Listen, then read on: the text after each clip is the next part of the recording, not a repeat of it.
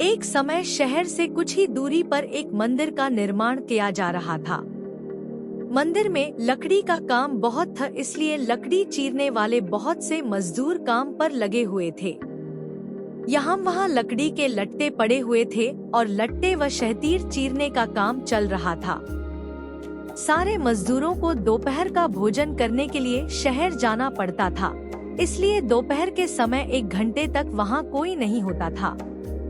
एक दिन खाने का समय हुआ तो सारे मजदूर काम छोड़कर चल दिए। एक लट्टा आधा चिरा रह गया था। आधे चिरे लट्टे में मजदूर लकड़ी का कीला फंसाकर चले गए। ऐसा करने से दोबारा आरी घुसाने में आसानी रहती है। तभी वहाँ बंदरों का एक दल उछलता कूदता आया। उनमें एक शरारती बंदर भी था, जो बिना मतलब चीजों से छेड़छाड़ करता रहता था। पंगे लेना उसकी आदत थी। बंदरों के सरदार ने सबको वहाँ पड़ी चीजों से छेड़छाड़ न करने का आदेश दिया।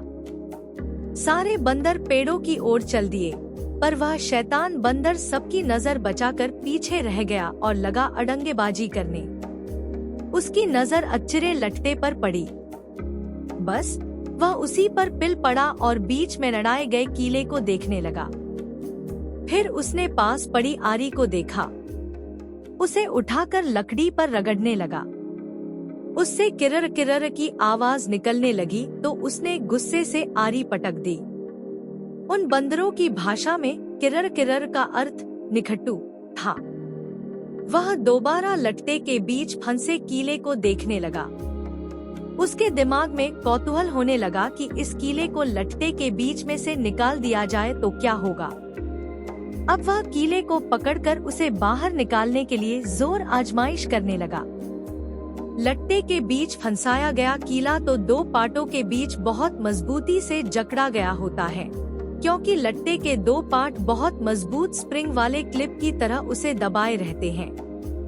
बंदर खूब जोर लगाकर उसे हिलाने की कोशिश करने लगा। कीला जोर लगाने पर हिलने व खिसकने लगा तो बंदर अपनी शक्ति पर खुश हो गया।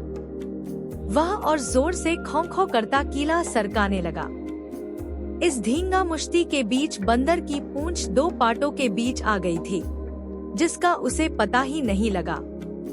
उसने उत्साहित होकर एक जोरदार झटका मारा और जैसे ही कीला बाहर खिंचा, लट्टे के 2 चिरे भाग फटाक से क्लिप की तरह जुड़ गए और बीच में फंस गई बंदर की पूंछ।